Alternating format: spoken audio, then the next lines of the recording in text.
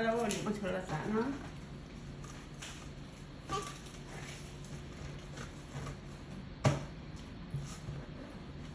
Tignan mo, Madi. Wala may expiration kasi. Dapat may expiration to. Tapos iniwan pa sa sasakyan. Ano na-accumulate na yung ano nito, bacteria. Narin.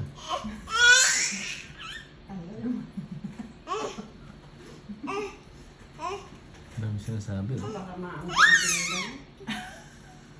Dala pa sa ospital. Fresh dapat mo. Saka hindi ito healthy food. Matamis eh. Kukas ba yun? Hindi ko nga alam eh. Ba natin? Ang kulit eh. What are you saying? Ay, ganda oh. Parang Ang ganda naman.